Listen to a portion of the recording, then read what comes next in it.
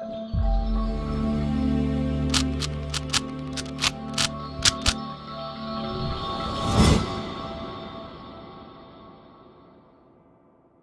Guys, welcome to Vibha classes by Priya Thapar. जैसा कि आप लोग जानते हैं कि हमने ये सीरीज शुरू करी है वन शॉट वीडियो, हर चैप्टर की वन शॉट वीडियो, जिसमें हम एनसीईआरटी के सारे फॉर्मुलेज, सारे इंपॉर्टेंट क्वेश्चन और एग्जांपल आपके साथ डिस्कस करते हैं, ताकि आप लोग कम समय में पूरे चैप्टर को रिवाइज कर सकें, क्योंकि एग्जाम आने वाले हैं। तो चलिए बिना देरी के स्टार्ट करते हैं वेक्टर अलजेब्रा का वन शॉट वीडियो। तो सबसे पहले देखते हैं 10.1 बेस्ड फॉर्मुलाज क्या है, फिर एग्जाम्पल और क्वेश्चन अगर इंपॉर्टेंट होंगे तो उसके हिसाब से हम डिस्कस करेंगे। देखिए, जो भी इंपॉर्टेंट क्वेश्चन या एग्जाम्पल हम अपने एक्सपीरियंस से इसे बता रहे हैं।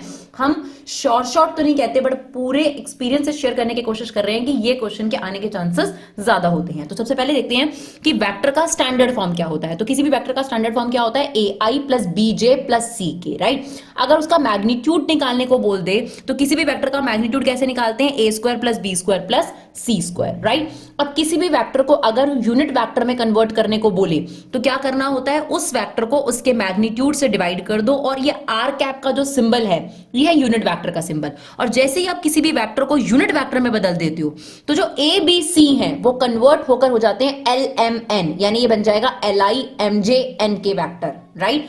ध्यान से समझना है इस चीज को, ये डिफरेंस जरूर आपको समझ में आना चाहिए। यानी किसी भी वेक्टर को अगर आपने उसके मैग्नीट्यूड से डिवाइड करा तो मैग्नीट्यूड से डिवाइड करने के बाद जो वेक्टर आपके पास होगा वो, क्योंकि आपने यूनिट वेक्टर ही निकाला है, तो उसका जब आप मैग्नीट्यूड लोगे, अब ये जो आपके सामने वेक्टर आया है ये कौन सा यूनिट वेक्टर, अगर हम इसका मैग्नीट्यूड लें L square M square N square, तो दैट इज फॉर श्योर इसका मैग्नीट्यूड 1 आएगा। अब आप स्क्वायरिंग बोथ साइड करोगे तो आपके पास क्या रिलेशनशिप आ गया कि L square M square plus N square is equal to 1, right. But A square plus B square plus C square हो भी सकता है 1, नहीं भी हो सकता, तो इसको लेकर हम कोई श्योरिटी नहीं देते।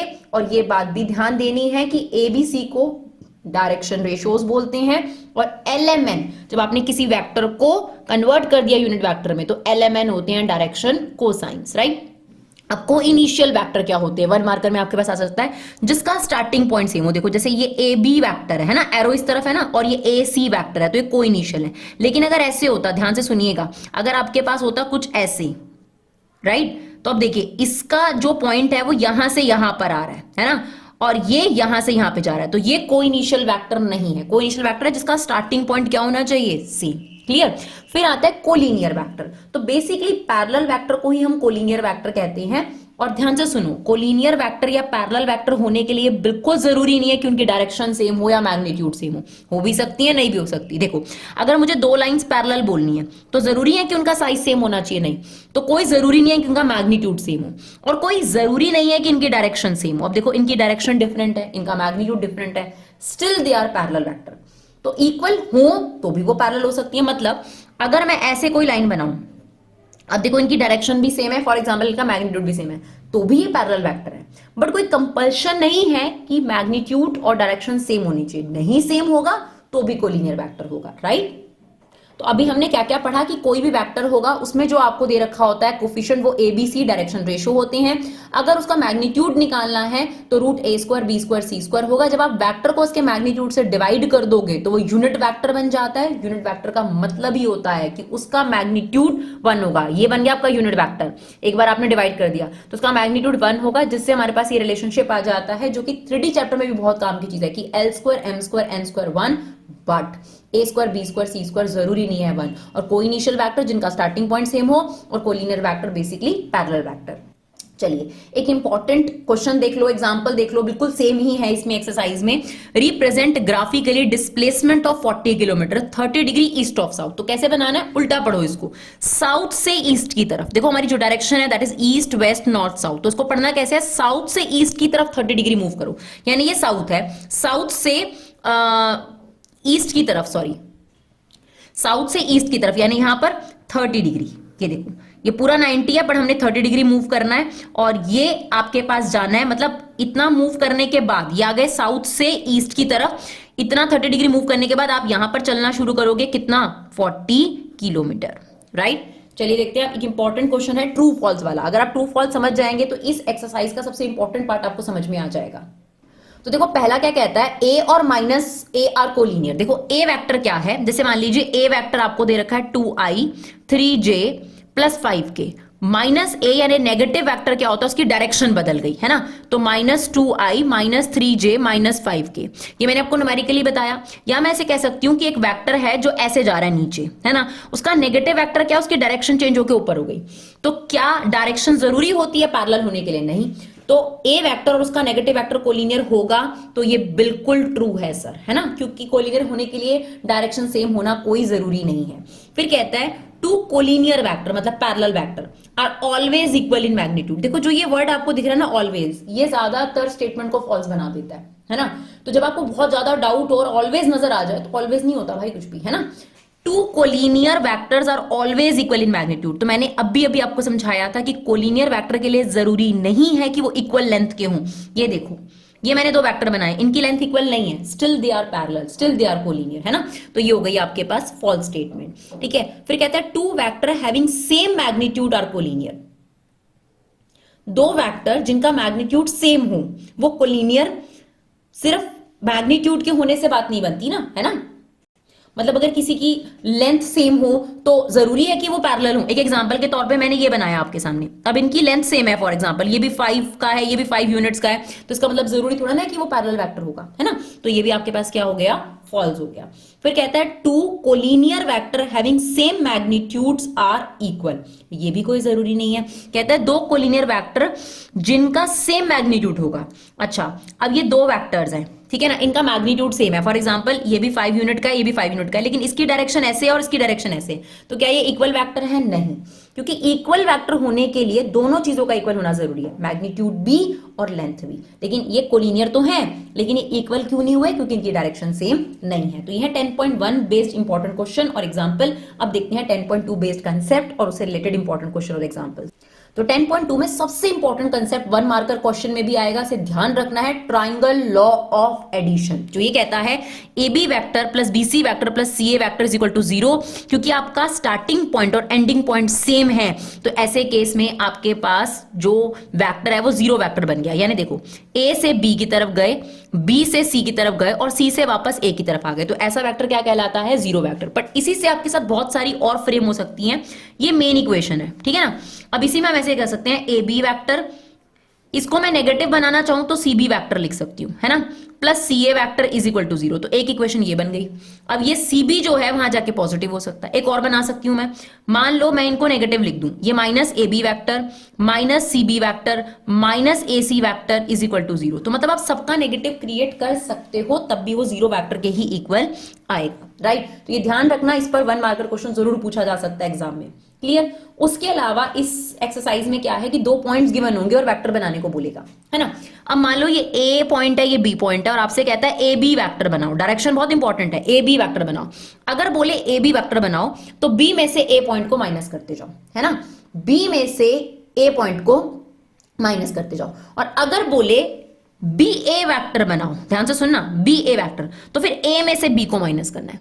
अभी फिलहाल जो मैंने आपके सामने फ्रेम करा है वो है ए बी वैक्टर, तो कैसे बनेगा? x2 minus x1 i, y2 minus y1 j, z2 minus z1 k, ठीक।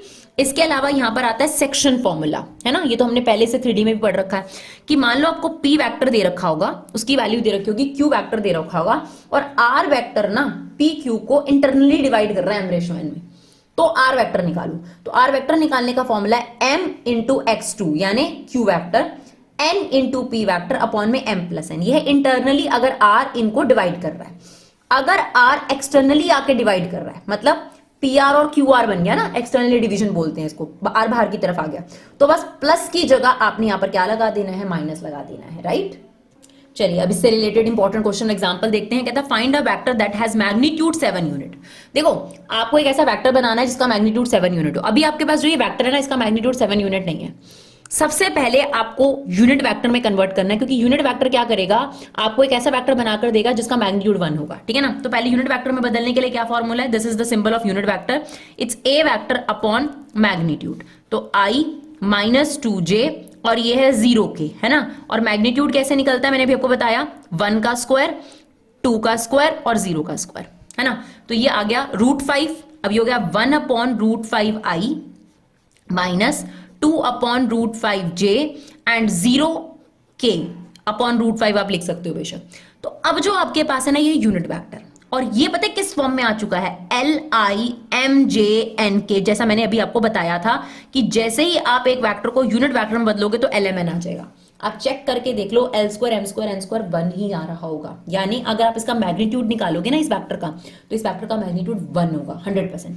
अब मुझे पता है कि ये यूनिट वेक्टर बन गया है, मतलब इसका मैग्नीट्यूड 1 ही आएगा। मैं आपको चेक करके दिखाती हूँ, ये देखो 1/5 का स्क्वायर 1/5, सॉरी 1/√5 का स्क्वायर आ गया, 2/√5 का स्क्वायर कितना हो गया 4/5 और दैट इज 0। तो ये कितना आ गया देखो, √5/5 दैट इज 5, सॉरी 5/5 1, तो आ रहा है ना इसका मैग्नीट्यूड 1। तो इसका मतलब ये वेक्टर आपको जो मैग्नीट्यूड दे रहा है वो 1। अब मुझे 7 यूनिट चाहिए, तो इसे 7 से मल्टीप्लाई कर दो बस, तो ये आ गया 7/√5i minus 14/√5j and 0/√5k। अब 100% आप इसका मैग्नीट्यूड निकालो, 7 आ रहा होगा, राइट। चलिए देखते हैं next question, question number 4 section फॉर्मूले पर बेस्ड, ठीक है। चलिए अब इसमें क्या कहता है, OP वेक्टर दे रखा है मतलब P वेक्टर दे रखा है, OQ वेक्टर मतलब Q वेक्टर दे रखा है, आपको R वेक्टर निकालना है। अगर P और Q को ये रेशो में डिवाइड कर रहा है 2:1, एक बार इंटरनली से निकालना है, एक बार एक्सटर्नली से निकालना है, ठीक है ना। तो मैंने आपको क्या बताया था, इंटरनली में क्या फॉर्मूला बताया था, अगर आपको R वेक्टर निकालना है तो M Q vector N P vector upon में M प्लस N। तो M क्या है 2 और Q वेक्टर कौन है, ये रहा, N कितना है 1 और P वेक्टर कौन सा है, पहले वाला, that is 3a minus 2b whole upon में 2 + 1 3 हो गया। अब इसको प्लस करो, ये आ जाएगा आपके पास 2a + 2b + 3a - b। तो आप इसे सॉल्व करोगे तो 2b से 2b कट गया, ये आपके पास बचा 5a अपॉन में 3, राइट। और यही एक्सटर्नली में अगर होगा तो क्या होगा, ये वाली चीज एज इट इज लिखो, यहां पर माइनस आ जाएगा, तो ये हो गया 3a vector plus 2b vector और 2 - 1 नीचे कितना हो जाएगा 1। तो आप इसे सॉल्व करोगे, ये आ जाएगा आपके पास, sorry -a vector plus 4b vector, right. चलिए देखते हैं नेक्स्ट क्वेश्चन। चलिए अब कहता है show that vector is equally inclined to the axis OX OY OZ। देखो इक्वली इंक्लाइंड का मतलब है इक्वल एंगल बनाना। अब मैं आपको एक चीज बताती हूं, LMN क्या शो करता है, L शो करता है angle with the X axis, angle with the Y axis और angle with the Z axis. तो बेसिकली इस क्वेश्चन में ये शो करना है कि θ1 θ2 और θ3 इक्वल है। ये आप तभी निकाल पाओगे जब आप LMN निकालोगे, और मैंने आपको अभी बताया LMN निकालने के लिए आपको किसी भी वेक्टर को पहले यूनिट वेक्टर में कन्वर्ट करना पड़ेगा। तो पहले काम करो, ये जो वेक्टर गिवन है R वेक्टर, इसको यूनिट वेक्टर में कन्वर्ट कर दो। और यूनिट वेक्टर में कन्वर्ट करने का फॉर्मूला क्या है, R वेक्टर अपॉन उसका मैग्नीट्यूड। तो ये है I J K और इसका मैग्नीट्यूड कितना होगा 1 का स्क्वायर 1 का स्क्वायर 1 का स्क्वायर, तो ये कितना आ गया √3। तो ये जो आपके पास यूनिट वेक्टर बन गया, ये बन गया 1/√3i 1/√3j 1/√3k, राइट। ये LMN आ गए। अब देखो LMN is equal to what, cos θ1, this is what cos θ2 और दिस इज cos θ3। ये है angle with the X axis, angle with the Y axis, angle with the Z axis. और आप तीनों ही देखो LMN की तीनों की वैल्यूज सेम है, तो दिस इंप्लाइज θ1 कितना आ गया आपके पास, θ1 आ गया cos इनवर्स 1/√3, θ2 कितना आ गया cos inverse 1/√3 and same θ3 is cos inverse 1/√3। तो यही तो प्रूव करना था कि तीनों के जो एंगल्स है वो इक्वल हैं, यानी ये जो वेक्टर है, ये जो लाइन है X के साथ Y के साथ और Z के साथ इक्वल एंगल बना रही है, जो यहां पर क्या हो गया, प्रूव हो गया, राइट। चलिए देखिए, कहता है show that ABC are the vertices of right angle triangle. देखो सबसे पहले प्रोसेस समझो कि इसमें करना क्या पड़ेगा। इसमें आपको वर्टेक्स दे रखा है और मैं नहीं जानती किस पे राइट एंगल है, मैंने ये रफ फिगर बनाई है। आई डोंट नो कि बी पे राइट एंगल होगा या सी पर, बट एक रफ इमेजिनेटरी फिगर है।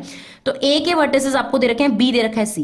देखो राइट एंगल ट्राइंगल प्रूव करने के लिए आपको यही प्रूव करना पड़ता है कि हाइपोटेन्यूज का जो स्क्वायर है वो परपेंडिकुलर के स्क्वायर प्लस बेस के स्क्वायर के इक्वल है। इसके लिए मुझे इन तीनों की लेंथ चाहिए, लेंथ मतलब मैग्नीट्यूड चाहिए।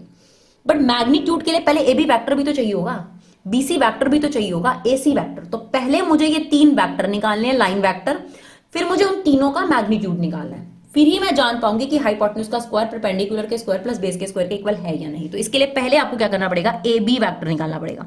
और ध्यान से सुनना, जब हम AB वेक्टर निकाल रहे हैं तो B में से A को माइनस करो, यानी I - 2i, ये कितना आ जाएगा -i, -3j माइनस करोगे तो प्लस हो जाएगा ना, मतलब B - A करना है, B में से A को माइनस करना है, ये बात याद रखनी है, ठीक है ना। तो हम यहाँ डायरेक्ट लिख रहे हैं माइनस करके 2j -6k। सिमिलरली जब आप BC वेक्टर निकालोगे तो क्या करोगे, C में से B को माइनस करो, C में से B, 3i -i -4j, ये +3j हो जाएगा, -4k +5k हो जाएगा। तो BC वेक्टर आपके पास आ गया 2i -j +k। इसी तरीके से अब लास्ट आपने निकालना है CA वेक्टर, ठीक है ना, जो A में से C को माइनस करके आएगा, A में से C को माइनस करके आएगा, तो ये आ गया -i +3j +5k। ये तो मुझे इन तीनों लाइन के वेक्टर मिल गए। अब मुझे इन तीनों का क्या निकालना है, मैग्नीट्यूड यानी लंबाई।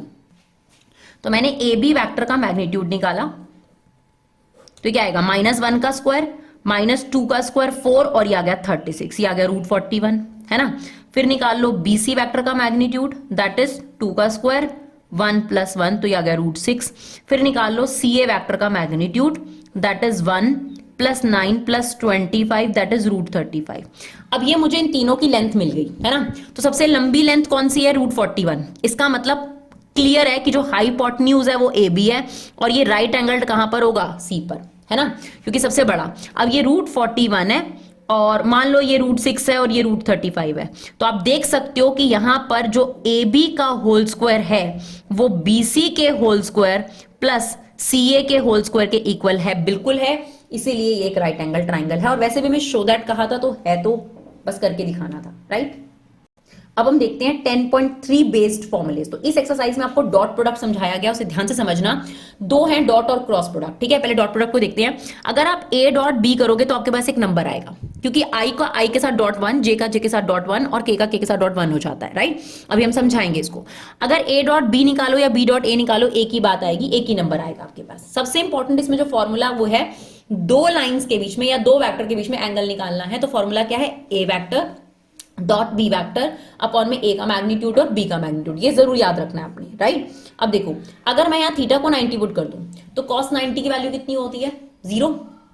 ये 0 हो जाएगा और ये भी वहां जाके क्रॉस होके 0 हो जाएगा। यानी अगर मैंने यहां पर एंगल 90 डिग्री पुट किया, यानी थीटा को अगर मैंने 90 डिग्री पुट करा, तो मेरे पास ऑटोमेटिकली आ गया A dot B is equal to 0। इसी से हमने डिराइव करा कि अगर कभी भी आपको ये प्रूव करना हो कि दो वेक्टर परपेंडिकुलर हैं, तो उनका डॉट 0 के इक्वल कर दो, है ना। अगर उनका डॉट 0 आ जाएगा तो वो परपेंडिकुलर है। अब एक और चीज ध्यान रखनी है, अगर सेम वेक्टर को आप सेम वेक्टर के साथ डॉट कर रहे हो तो उसका आंसर बिल्कुल सेम होगा जैसे उसके मैग्नीट्यूड के स्क्वायर का होता है, मतलब उस वेक्टर के मैग्नीट्यूड के स्क्वायर के इक्वल है। इसके अलावा इसमें एक और फॉर्मूला यूज होगा, projection of A vector on B vector. On B vector जिसपे बोला हो ना, उसका यूनिट वेक्टर लेना है आपने, है ना। Projection of B on A बोल देगा तो B एज इट इज और A का आपको यूनिट वेक्टर लेना है। तो देखो A ऑन B, तो A as it is, B का यूनिट वेक्टर कैसे निकालोगे, B वेक्टर अपॉन में उसका मैग्नीट्यूड। अब देखते हैं इसके इंपॉर्टेंट क्वेश्चन और एग्जांपल्स। चलिए इंपॉर्टेंट क्वेश्चन देखते हैं इसका। A वेक्टर दे रखा है, B वेक्टर दे रखा है, C वेक्टर दे रखा है। कहता है सर्च that A plus lambda B is perpendicular to C।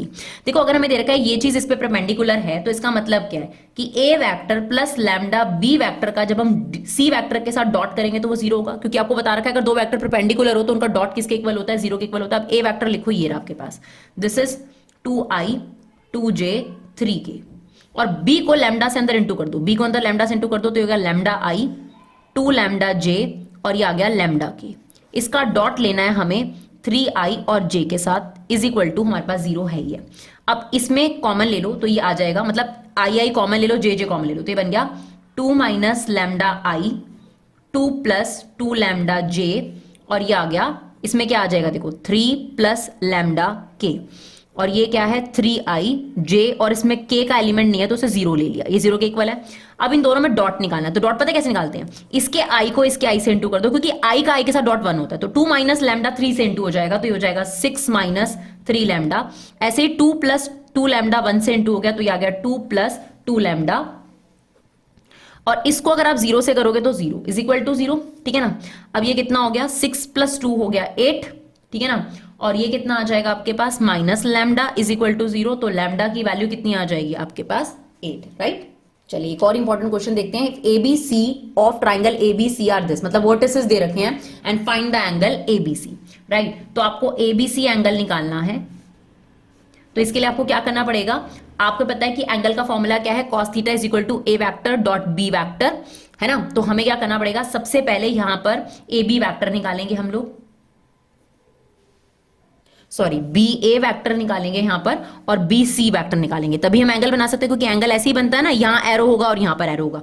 तो हम यहां पर निकालेंगे बी ए वैक्टर, और बी ए वैक्टर के लिए क्या करेंगे, बी में से ए को माइनस करेंगे। देखो ये ए पॉइंट है, ये बी पॉइंट है, तो बी में से ए को माइनस करेंगे, -1 कितना हो गया 2i, 0 - 2 ये कितना हो जाएगा आपके पास माइनस, सॉरी बी ए वैक्टर है, ए में से बी को माइनस करेंगे, सॉरी सेकंड वाला होता है ना, ए में से बी को माइनस करेंगे, तो 1 - 1 ये कितना हो गया 2i, 2 में से 0 गया ये बन गया 2j, और 3 में से 0 गया ये बना 3k। अब हमें ऐसे ही निकालना है बी सी वैक्टर, तो इसके लिए क्या करेंगे हम लोग, सी में से बी को माइनस करेंगे, सी में से बी को माइनस करेंगे, ये रहा सी और ये रहा बी, 0 - 1 कितना आ जाएगा आपके पास, ये आ गया 1i, ऐसे ही इसमें से इसको माइनस करोगे आ जाएगा 1j, और ये आ गया 2k। अब ये समझ लो कि एक a वेक्टर है और एक b वेक्टर है, तो हमें एंगल पता है ना, क्या फॉर्मूला होता है, दो लाइंस के बीच में एंगल निकालने का फॉर्मूला क्या है, a vector dot b vector upon a का मैग्नीट्यूड और b का मैग्नीट्यूड। डॉट कैसे निकालते हैं, नंबर को नंबर से कर लो, क्योंकि i का i के साथ डॉट 1 होता है, तो 2 1 2 आ गया यहाँ पर, प्लस i का i के साथ 1 2 और 3 2 बस नंबर्स को ले लो, सिंपल सी बात है। अब मैग्नीट्यूड निकालो, तो a का मैग्नीट्यूड कितना आएगा 2 का स्क्वायर और ये 3 का स्क्वायर, यहां पर आ गया 1 का स्क्वायर और 2 का स्क्वायर, तो ये बेसिकली कितना आ गया, ऊपर आ गया आपके पास 10, नीचे कितना आ गया आपके पास, तो ये आ गया आपके पास √17 दैट इज √6, 10 अपॉन में √102। आप चाहो तो इसको थोड़ा सा रैशनलाइज वगैरह करके सॉल्व कर सकते हो, नहीं तो यहीं पे भी छोड़ सकते हो, राइट। चलिए देखते हैं आगे। अब चलिए फटाफट देखते हैं 10.4 बेस्ड फॉर्मूला। तो देखिए वहां पर है cross product, but cross product co dot product से अगर कंपैरिजन में करोगे तो बहुत ही बढ़िया हो जाएगा, तो मैंने यहाँ कंपैरिजन फॉर्म में लिया है। तो देखो डॉट प्रोडक्ट में हमने क्या सीखा था कि a डॉट b करोगे तो एक नंबर आएगा, लेकिन क्रॉस प्रोडक्ट में क्या होता है, a का b से जब क्रॉस किया जाता है तो वेक्टर आता है, ठीक है ना। और कैसे करते हैं क्रॉस वो भी हम आपको बताएंगे। और सिमिलरली यहाँ पे था a dot b dot a के इक्वल होता है, यहां नहीं होता, a cross b minus b cross a के इक्वल होता है। तो देखो क्रॉस प्रोडक्ट में चीजें बदल रही हैं। यहाँ पर एंगल का फॉर्मूला था cos theta a dot b upon a का मैग्नीट्यूड b का मैग्नीट्यूड, यहाँ पे फॉर्मूला है sin थीटा, और ऊपर डॉट की जगह क्रॉस है। और क्रॉस से क्या होता है, क्योंकि एक वेक्टर निकलता है तो उस वेक्टर का बाद में आपने क्या निकालना है, मैग्नीट्यूड भी निकालना है, और नीचे तो सेम है ना। यहां पर क्या था कि अगर दो वेक्टर को परपेंडिकुलर प्रूव करना है तो उनका डॉट 0 आ जाता है। यहां पर क्या है, अगर दो वेक्टर्स को आपने पैरेलल प्रूव करना है ना तो क्रॉस आपके काम आएगा। तो ऐसे याद रखना, अगर कभी प्रूव करना है दो वेक्टर को लीनियर है, पैरेलल है, तो आप उनका क्रॉस निकाल दो, 0 आ जाएगा तो वो वेक्टर पैरेलल हो जाएंगे। अगर उनका डॉट 0 आ गया तो वो परपेंडिकुलर है, ठीक है। अब ये वाली theorem a dot a magnitude के स्क्वायर के इक्वल है, लेकिन यहां पर a का a के साथ अगर क्रॉस करोगे तो 0 वेक्टर आएगा, ठीक। इसके अलावा दो फॉर्मुलेज यहां पर क्रॉस में एक्स्ट्रा हैं। एरिया ऑफ पैरेललोग्राम क्या होता है, लेंथ इंटू ब्रेथ होता है ना, तो यहां पर a क्रॉस b है, दो एडजेसेंट साइड लेनी है आपने। एडजेसेंट साइड क्या होती है, वही लेंथ और ब्रेथ तो हो गई, तो a क्रॉस b करो से वेक्टर आएगा उसका मैग्नीट्यूड। और एरिया ऑफ पैरेललोग्राम क्या होता है, सॉरी एरिया ऑफ ट्रायंगल क्या होगा, पैरेललोग्राम का आधा, तो इसका आधा कर दो, यानी half of a cross b। तो यहां पर आपके पास फॉर्मूला है कि मल्टीप्लाई करोगे तो वेक्टर आएगा a cross b minus b cross a के इक्वल होता है, और यहाँ साइन थीटा। और अगर आपको दो वेक्टर पैरेलल प्रूव करने हो तो उनका क्रॉस निकाल दो, वो 0 के इक्वल आ रहा होगा। और अगर आप सेम वेक्टर को सेम वेक्टर के साथ क्रॉस करोगे तो 0 आएगा। एरिया ऑफ पैरेललोग्राम ये है और एरिया ऑफ ट्रायंगल ये है। अब देखते हैं इसके इंपॉर्टेंट क्वेश्चंस। चलिए काफी इंपॉर्टेंट एग्जांपल है, क्वेश्चन में भी है, मतलब एक्सरसाइज में भी है और ये एग्जांपल भी है, तो ध्यान से सुनना, एग्जांपल भी है और एक क्वेश्चन भी है, तो अच्छा ही क्वेश्चन होगा ना। फाइंड यूनिट वेक्टर, पहली बात तो इसने यूनिट वेक्टर की बात बोली है, पर पहले वेक्टर तो निकाल लें फिर यूनिट वेक्टर में कन्वर्ट कर देंगे। Perpendicular to each of the vector, कहता है ऐसा वेक्टर निकालो जो इस पे भी परपेंडिकुलर है, इस पे भी परपेंडिकुलर है, ठीक है ना। मतलब आप ये समझ लो कि मुझे एक आर वेक्टर निकालना है और ये a प्लस बी को मैं थोड़ी देर के लिए c वेक्टर ले लेती हूं और ये मैं ले लेती हूं d वेक्टर। मतलब मुझे r वेक्टर निकालना है, बाद में उसे यूनिट में कन्वर्ट करेंगे, वो वेक्टर ना c पे भी परपेंडिकुलर होना चाहिए, d पे भी परपेंडिकुलर होना चाहिए। तो कभी भी आपको ऐसा वेक्टर निकालना पड़े जो दोनों पे परपेंडिकुलर हो, तो इन दोनों का पहले क्रॉस प्रोडक्ट निकालो, आपको क्रॉस प्रोडक्ट भी पता चल जाएगा। उससे जो वेक्टर आता है वो होता है आपके पास दोनों पे परपेंडिकुलर वेक्टर। तो पहला काम तो मुझे c वेक्टर निकालने का करना पड़ेगा, जिसके लिए मुझे a प्लस b करना पड़ेगा, है ना। तो ये रहा a प्लस बी, कर दो i plus I 2i, this is 3j, this is 4k, है ना। तो हमारे पास a प्लस बी यानी c वेक्टर आ गया 2i 3j प्लस 4k। अब निकाल लो d vector which is a vector minus b vector, तो इसमें से इसको माइनस कर दो, तो ये कितना आ जा रहा है 0i, है ना, 0i minus j minus 2k। अब मैंने आपको क्या बोला कि अगर आपको कोई ऐसा वेक्टर निकालना है जो दोनों पे परपेंडिकुलर है, तो आपको इन दोनों का क्रॉस निकालना पड़ेगा। यानी R vector can be determined by C vector cross D vector. तो यहाँ पे क्रॉस भी आपको याद आ जाएगा। तो देखो यहाँ पर क्रॉस कैसे निकालते हैं, आई जे के लिखते हैं। अब जो भी वेक्टर है, सी पहले लिखा है तो सी ही पहले आएगा, और डी पहले लिखा है तो डी पहले आएगा। इसमें ऑर्डर मैटर करता है, ये बात याद रखनी है आपने। अब इसमें क्या करना है आपने, जैसे डिटरमिनेंट एक्सपैंड करते हैं वैसे एक्सपैंड कर दो, है ना। तो पहले लिखा हमने आई, ये रो और ये कॉलम हाइड कर दो, ये कितना आ जाएगा आपके पास, दिस इज -6 और सॉरी, और ये कितना आ गया +4, है ना।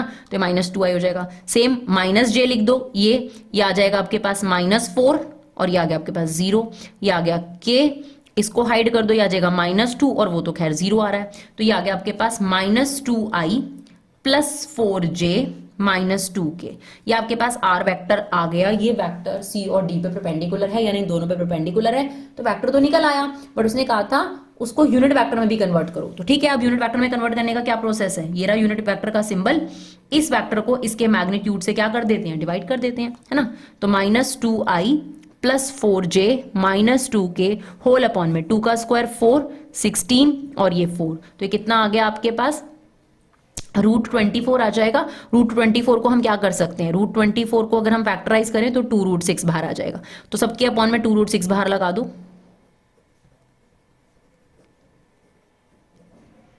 राइट। अब इसे सिंप्लीफाई कर लो थोड़ा सा, और क्या, दैट्स इट, ठीक है। चलिए, अब मिसलेनियस के बहुत इंपॉर्टेंट एग्जांपल्स हैं, जरूर करके जाना। बहुत इंपॉर्टेंट एग्जांपल है मिसलेनियस के, 2-3 एग्जांपल, 4 एग्जांपल है वैसे तो, चारों ही बहुत इंपॉर्टेंट है, लेकिन हमने उसमें से भी कुछ बहुत इंपॉर्टेंट लिए हैं। तो अब कहता है कि ये एक वेक्टर है, ये एक वेक्टर है, ये एक वेक्टर है, मतलब A B C D 4 vector दे रखे हैं आपको। Find the angle between A B and C D. तो उसके लिए ऑब्वियस सी बात है कि आपको ए बी वेक्टर और सी डी वेक्टर निकालना पड़ेगा। कहता है deduce that A B and C D are collinear. तो सिंपल सी बात है, कोलिनियर होने के लिए इनके बीच का जो एंगल होना चाहिए वो 180 होना चाहिए, दैट्स इट, है ना। क्योंकि कोलिनियर का मतलब क्या होता है, एक ही लाइन पर लाई करना, मतलब एंगल, क्योंकि आपको बोला डिड्यूस, यानी ऊपर वाली इंफॉर्मेशन से ही डिड्यूस करना है आपने, रिजल्ट निकालना है। तो एंगल निकालकर वो पाई आना चाहिए या 180 आना चाहिए, तभी आप कह सकते हो कि ये कोलिनियर है। तो सबसे पहले एक काम करना पड़ेगा, हमें ए बी वेक्टर निकालना पड़ेगा। तो ए बी के लिए कैसे निकलेगा, b - a, है ना। b में से a को माइनस कर दो तो ए बी वेक्टर आ जाएगा आपके पास i 4j - k। And similarly हमें क्या निकालना पड़ेगा, सी डी वेक्टर। क्या निकालना पड़ेगा, सी डी वेक्टर। तो सी डी वेक्टर के लिए क्या करना पड़ेगा, d में से c को माइनस करना पड़ेगा, है ना। d में से c को माइनस करते जाओ, तो ये आपके पास आ गया कुछ i vector, sorry -2i vector -8j + 2k, ठीक है ना। अब हमें इसका मैग्नीट्यूड भी निकाल लेते हैं, क्योंकि हमें एंगल के फॉर्मूले के लिए मैग्नीट्यूड भी चाहिए ही होता है। तो चलो इनका मैग्नीट्यूड भी निकाल लेते हैं। Basically this is A vector and this is your B vector, और ये हम ए वेक्टर का क्या निकाल रहे हैं, मैग्नीट्यूड। तो मैग्नीट्यूड निकालोगे तो आएगा 1 का स्क्वायर 1, ये आ गया 16 + 1, तो ये कितना आ गया आपके पास 18 आ गया। 18 को अगर आप फैक्टर करोगे तो 3√2 आ जाएगा। सिमिलरली सी डी वेक्टर का मैग्नीट्यूड निकाल लेते हैं, ये आ गया 4 + 64 प्लस, सॉरी हाँ जी, और ये आ गया 4, तो ये आ गया आपके पास 72। तो अगर आप इसके फैक्टर करोगे ये हो जाएगा 6√2, ठीक है ना। तो अब हमारे पास एंगल का फॉर्मूला कौन सा होता है, 2 फॉर्मूले हैं वैसे तो हमारे पास, कॉस वाला भी और डॉट वाला भी, पर डॉट वाला ही सबसे बेस्ट है। तो A vector dot B vector upon A का मैग्नीट्यूड बी का मैग्नीट्यूड। तो ए वेक्टर ये रहा, इन दोनों का डॉट ले लो, इन दोनों का डॉट ले लो। तो 1 को 2 से करेंगे, ऊपर आ गया -2, सॉरी 4 को -8 से करेंगे तो ये आ गया -32, और ये आ गया आपके पास -2 होल अपॉन में क्या चल रहा है, 3√2 × 6√2, क्लियर। तो ये कितना आ गया, -36 अपॉन में 3 × 18 और √2 और √2, तो आ गया -36 अपॉन 36, यानी आंसर आ गया -1। अब आप देखिए, माइनस को बाहर रखिए। 1 कब होता है, या अगर आप ध्यान देंगे तो जो 1 है वो आपके पास होता है 0 डिग्री पर। अब जो ये नेगेटिव है इसके साथ कैसे अप्रोच फॉलो करी जाए, तो जनरली क्या होता है, आपको क्वाड्रेंट चूज करना पड़ता है कि कॉस कहाँ नेगेटिव है। तो कॉस सबसे पहले सेकंड क्वाड्रेंट में नेगेटिव होता है। तो can I write like this, cos 180 minus theta. अब देखो cos 180 minus theta minus cos theta ही होता है। तो माइनस कॉस थीटा को हम कैसे लिख सकते हैं, cos 180 माइनस थीटा। अब आप कंपेयर करोगे, सॉरी 0 डिग्री, तो अगर आप कंपेयर करोगे तो थीटा किसके इक्वल आ गया, 180 minus 0, that means pi. Theta कितना आ गया आपके पास 180, जिसे आप पाई लिख सकते हो। तो अगर इन दो लाइंस के बीच में हमने एंगल निकाला और वो पाई आ गया, that means these lines are collinear, right. चलिए एक और इंपॉर्टेंट एग्जांपल देखते हैं। इसमें कहता है 3 vector ABC such that A vector plus B vector plus C vector का सम 0 है और आपको म्यू की वैल्यू इवैल्यूएट करनी है ना। ऐसा क्वेश्चन हमने एक्सरसाइज में भी देखा था। तो इसमें क्या होता है, ये वाली वैल्यू ले लो, आपको दे रखा है A vector plus B vector plus C vector is equal to 0। अब हमने आपको बताया था कि A वेक्टर को A वेक्टर से अगर करते हैं तो उसके मैग्नीट्यूड का स्क्वायर होता है, तो हम यही करने वाले हैं। यहां पर इसका होल स्क्वायर लगा रहे हैं, दोनों साइड स्क्वायरिंग कर दी बेसिकली, तो 0 का स्क्वायर तो 0 ही रहेगा ना। अब इसका मतलब क्या है कि इस वेक्टर को इसी वेक्टर के साथ डॉट कर दो, या मैं सिंपल शब्दों में बोलूं A प्लस बी के होल स्क्वायर की आइडेंटिटी अप्लाई कर दो, है ना, फटाफट अगर हमें करना है तो। अदरवाइज आप ये कर सकते हो A plus B plus C को 2 ब्रैकेट में मल्टीप्लाई कर दो। मैं जनरली इसे ऐसे कर देती हूं, तो ये आपके पास हो जाता है A square plus B square, और जब स्क्वायर होता है तो मैग्नीट्यूड लगता ही लगता है ना। 2AB plus 2BC plus 2CA is equal to 0। बस आपने ध्यान रखना है, आप इसे 2 ब्रैकेट लेकर भी इंटू कर सकते हो। A plus B plus C, ऐसे एक और ब्रैकेट लो और इंटू करो, है ना। अब हमें A की वैल्यू दे रखी है मैग्नीट्यूड की 3, तो ये हो जाएगा 9। B मैग्नीट्यूड की वैल्यू 4 दे रखी हो गया 16, और ये दे रखा है 2, तो ये आपके पास सॉरी ये आपके पास है, इसकी वैल्यू आपके पास है 5, ठीक है ना। तो ये हो गया 25। अब इन तीनों में से क्या कॉमन है, 2, तो ये क्या बचेगा, A dot B, B dot C and C dot A is equal to 0। तो ये आपके पास टोटल कितना हो गया, अगर हम इसे प्लस करें तो ये सारा का सारा आपके पास हो गया 50। तो ये 50 हो गया, 50 वहां जाके माइनस हो जाएगा और 2 डिवाइड हो जाएगा, तो A dot B plus B dot C plus C dot A की जो वैल्यू है वो -50/2 हो जाएगी। बस हमने यहाँ पर इसकी वैल्यू चेंज करी है, इसकी वैल्यू 2 अगर रखेंगे तो एनसीईआरटी से आंसर मैच करेगा -29/2, हमने इसकी वैल्यू 5 कर दी है। तो ऐसे ही छोटे मोटे चीजें जो है वो आपको एग्जाम में भी देखने को मिल सकती है, राइट। चलिए एक इंपॉर्टेंट एग्जांपल देखते हैं। अल्फा वेक्टर दे रखा है, बीटा वेक्टर दे रखा है, then express beta in the form of β1 plus β2 where β1 is parallel to alpha and β2 is perpendicular to alpha.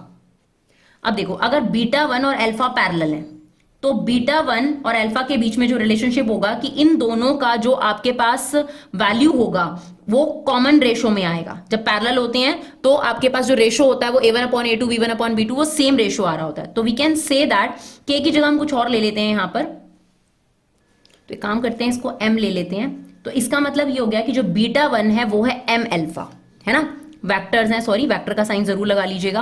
तो जो हमारे पास β1 वेक्टर हो गया वो अल्फा को हम m से इंटू कर देते हैं, तो ये हमारे पास आ गया 3mi माइनस mj, राइट। और हमें एक और चीज दे रखी है कि बीटा जो है, बीटा वेक्टर जो है वो β1 वेक्टर और β2 वेक्टर का सम है, क्लियर।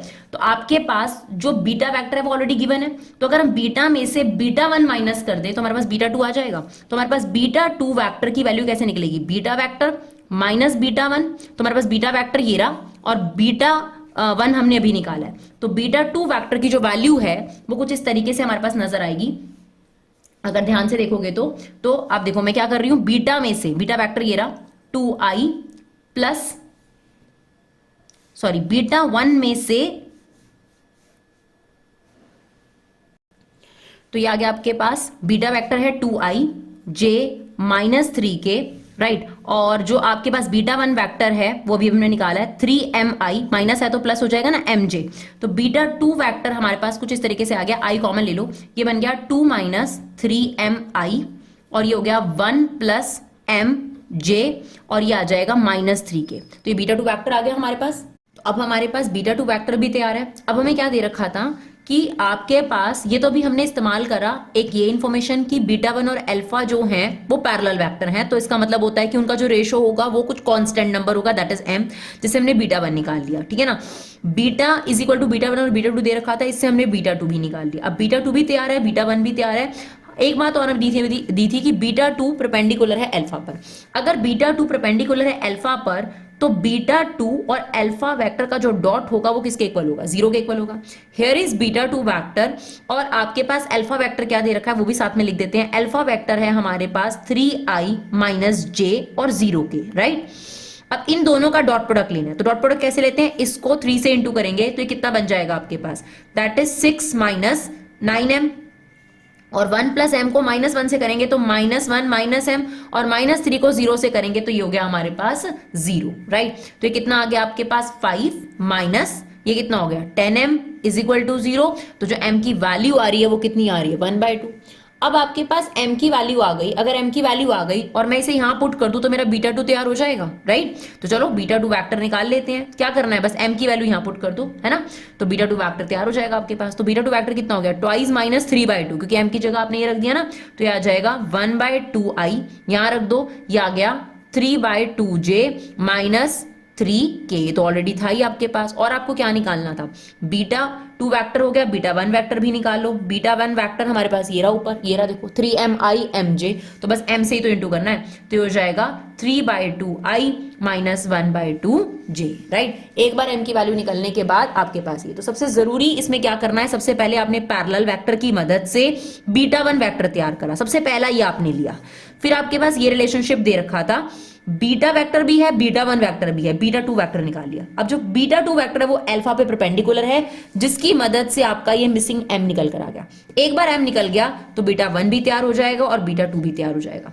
और आपको क्या करना था, आपको बेसिकली बीटा को एक्सप्रेस करके दिखाना है कि जो बीटा वेक्टर है वो बीटा 2 और बीटा 1 का प्लस है। तो इन दोनों को प्लस करोगे अगर आप, हाफ वेक्टर हाफ आई और 3/2j, तो ये कितना हो जाएगा आपके पास, आप देखो बीटा वेक्टर के करीबी आ जाएगा ना, ये 4/2 हो गया, तो ये आ गया 2i। इन दोनों को प्लस करोगे तो ये आ गया आपके पास j और ये आ गया 3k, which is nothing but beta vector. तो जो बीटा वेक्टर है वो मैंने आपको डिराइव करके दिखाया कैसे, बीटा 1 वेक्टर और बीटा 2 वेक्टर को प्लस किया तो आपके पास बीटा वेक्टर आ गया। और हमसे क्वेश्चन में यही कहा गया था कि express beta in the form of this, right. चलिए देखते हैं नेक्स्ट क्वेश्चन। तो चलिए एक इंपॉर्टेंट क्वेश्चन है मिसलेनियस का, वो भी हम लेते हैं। ए वेक्टर दे रखा है, बी वेक्टर दे रखा है, सी वेक्टर दे रखा है। कहता है find D vector which is perpendicular to both A and B, and साथ के साथ आपको दे रखा है C dot D is equal to 15। देखो आपको basically D vector find out करना है, तो डी वेक्टर तैयार कर लो, that is X I Y J और जेड के, ये वेक्टर आ गया आपके पास डी वेक्टर। अब उसने बोला जो डी वेक्टर है वो ए पर परपेंडिकुलर है, इसका मतलब ए डॉट डी जो होगा वो 0 के इक्वल होगा। और उसने ये भी बोला कि डी वेक्टर बी वेक्टर पे परपेंडिकुलर है, इसका मतलब बी और डी का जो डॉट होगा वो भी 0 होगा, है ना। और एक हमें खुद ही दे रखा है कि C vector dot D vector is equal to 15। अब एक काम करते हैं, ए डॉट डी निकालते हैं, तो ए वेक्टर ये रहा, डी वेक्टर ये रहा, है ना। तो क्या होता है, आई का आई के साथ डॉट तो 1 हो जाता है, तो बस कोफिशिएंट को मल्टीप्लाई करो, 1 इंटू एक्स, ये कितनी इक्वेशन आ गई, एक्स 4 इंटू वाई, ये आ गया 4y और ये आ गया 2z is equal to what 0। ये मैंने a डॉट डी निकाला। अब b डॉट डी, तो b का d के साथ डॉट निकालो तो कितना आ जाएगा, देखो ये आ जाएगा 3x minus 2y plus 7z equal to 0, ठीक है ना। 3x माइनस 2y 7z, और ये आपको दे रखा है c dot d is equal to 15, c का d के साथ डॉट, तो देखो c का d के साथ डॉट, ये आ गया 2x minus y plus 4z is equal to 15। अब देखो 3 वेरिएबल अगर मिसिंग हो तो 3 इक्वेशंस आपके पास होनी ही चाहिए, और ऐसा ही है।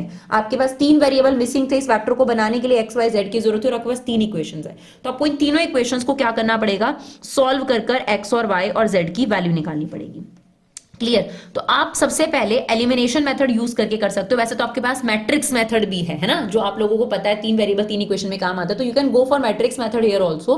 बट हम यहां पर क्या कर रहे हैं, एलिमिनेशन मेथड का इस्तेमाल कर रहे हैं। तो पहले हम इक्वेशन 1 और 2 को ले रहे हैं और सॉल्व करेंगे, और हमारी इसमें कोशिश क्या रहेगी कि हम इसमें z एलिमिनेट कर दें। अगर आप देखो, अगर आप z को एलिमिनेट कर दोगे या x को एलिमिनेट कर दोगे, किसी भी एक को एलिमिनेट कर दो, z को एलिमिनेट कर दो, तो ये इक्वेशन x और y में बन जाएगी, ठीक है ना। उसके बाद ऐसे ही हम 2 इक्वेशंस और लेंगे, उसमें से भी z को एलिमिनेट करेंगे। क्लियर। तो सबसे पहले हमने आपके पास x plus 4y plus 2z is equal to 0, और यह है 3x minus 2y plus 7z is equal to 0, और हम z को एलिमिनेट करना चाहते हैं तो इसको 7 से मल्टीप्लाई कर दो, इसको 2 से मल्टीप्लाई कर दो, राइट। तो ये इक्वेशन कुछ इस तरीके से आ जाएगी आपके पास, 7x plus 28y plus 14z, यह आ जाएगा 6x minus 4y plus 14z equal to में क्या चल रहा है, 0। Now change the sign. अब क्या होगा, देखो ये सॉल्व करके हमारे पास क्या आ गया, x, ये हमारे पास कितना आ गया 30y, और ये आपके पास z क्या हो गया, एलिमिनेट। तो आपके पास ये इक्वेशन बन गई पहली। अब हम यहां लेने वाले हैं फर्स्ट और थर्ड इक्वेशन, राइट। तो इक्वेशन फर्स्ट और थर्ड ले लो। अब देखो ये x और y में एक इक्वेशन बन गई ना, अब फर्स्ट और थर्ड को लो, x plus 4y plus 2z, ये कितना आ गया 2x minus y plus 4z equal to ये 15 है, और ये क्या है आपके पास 0। क्लियर। तो एक काम करते हैं, सेम हमें z सेम बनाना है ना, तो z सेम बनाने के लिए हम क्या करेंगे, देखो इसके पास 4 है, अगर मैं इसे 2 से मल्टीप्लाई करूं तो ये 4 बन जाएगा ना। करने को आप ऐसे भी कर सकते हो, इस इक्वेशन को 4 से कर दो जो इसका कोफिशिएंट है, और इसको 2 से कर दो, ये भी कर सकते हो। बट मुझे बेटर ऑप्शन क्या लग रहा है कि मैं इसको 2 से कर दूंगी तो ये 4 बन जाएगा ना। मैं बेसिकली इनको एलिमिनेट करने के लिए इनको सेम बनाना चाहती हूँ, यही मेरा पर्पस है, जो बन जाएगा आपके पास। तो चलो ये क्या बन जाएगा आपके पास, ये हो गया 2x 8y plus 4z equal to 0, that is 2x minus y plus 4z equal to 0। Now change the sign, ये हो गया माइनस, ये हो गया प्लस, ये हो गया माइनस, सॉरी यहाँ पे 15 है, ये भी चेंज हो जाएगा। अब देखो बाई चांस यहाँ x भी कट गया और z भी कट गया, तो बहुत ही अच्छी बात हो गई ये तो, है ना। आपके पास आ गया 9y is equal to minus 15, यानी आपके पास सीधा ही y की वैल्यू आ गई। ऐसा भी हो सकता था कि x और y में इक्वेशन बन जाती, तो फिर मैं इस इक्वेशन और इस इक्वेशन को क्या करती, फर्दर सॉल्व करती। तो मैंने क्या किया, फर्स्ट और सेकंड को लिया, एलिमिनेशन मेथड से ये इक्वेशन आ गई। अब मैंने फर्स्ट और थर्ड को लिया तो बहुत ही अच्छा हुआ, y की सीधा वैल्यू आ गई। y की वैल्यू कितनी आ गई, माइनस 15/9। अब इसे यहां पर हम पुट कर देंगे, राइट, तो हमारे पास x की वैल्यू आ जाएगी। तो इसे थोड़ा सॉल्व कर लो, ये कितना आ गया, -5/3। अब ये वैल्यू यहां पुट कर दो तो x की वैल्यू आ जाएगी आपके पास 30 -5/3 इज इक्वल टू 0, राइट। तो ये इससे कट गया, x की वैल्यू कितनी आ जाएगी आपके पास, -50, सॉरी इट्स 50, सॉरी छोटी सी मिस्टेक हो गई, this is 32, sorry for the inconvenience, this is 32, right. तो अब इसे सॉल्व करेंगे तो x की वैल्यू कितनी आ जाएगी आपके पास, this is x plus -160/3, right. तो अब आपके पास x की वैल्यू कितनी आ गई, 160/3। अब आप ऐसी तरीके से x की वैल्यू किसी भी इक्वेशन में डाल दीजिए, x की वैल्यू डाल दीजिए, y की वैल्यू डाल दीजिए, दोनों वैल्यूज आपके पास हैं, तो z की वैल्यू निकल कर आ जाएगी, वो निकल कर आ रही है 70/3। एक बार हमारे पास x y z की वैल्यू निकल कर आ गई तो हमारे पास जो d वेक्टर हमसे मांगा था वो तैयार हो जाएगा। तो d वेक्टर क्या हो गया, 160/3i minus 5/3j plus 70/3k। चलिए देखते हैं last question of the video. चलिए दो इंपॉर्टेंट एमसीक्यूज देखते हैं जो मुझे बहुत ही अच्छे लगते हैं। तो ये एमसीक्यू है आपके पास, बहुत इंपॉर्टेंट है। इसके लिए पहले ये रूल ध्यान रखो कि आई का आई के साथ डॉट 1 होता है, जे का जे के साथ डॉट 1 होता है, के का के के साथ डॉट 1 होता है। लेकिन आई का आई के साथ जब क्रॉस किया जाता है तो 0 आ जाता है, जे का जे के साथ क्रॉस किया जाता है 0, के का के साथ क्रॉस 0। और ध्यान रखना आई को जे के साथ क्रॉस करोगे तो के आएगा, ठीक है ना, ध्यान से सुनना है ये लॉजिक। आई का जे के साथ क्रॉस किया तो के आ गया, और जे का के साथ क्रॉस किया तो आई आ गया, के का आई के साथ क्रॉस किया तो जे आ गया।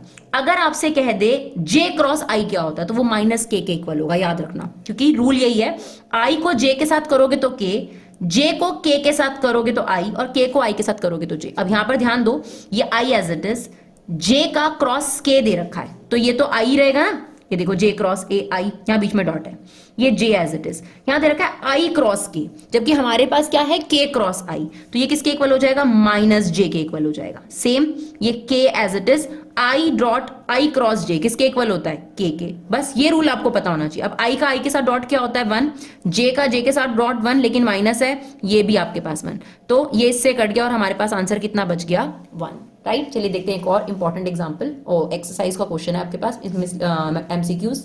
चलिए हमारे पास दे रखा है if theta is the angle between A and B, अगर थीटा दोनों के बीच में एंगल है और A dot B, A cross B के इक्वल दे रखा है। तो देखो आपको पता है दो अलग फॉर्मुलेज हैं।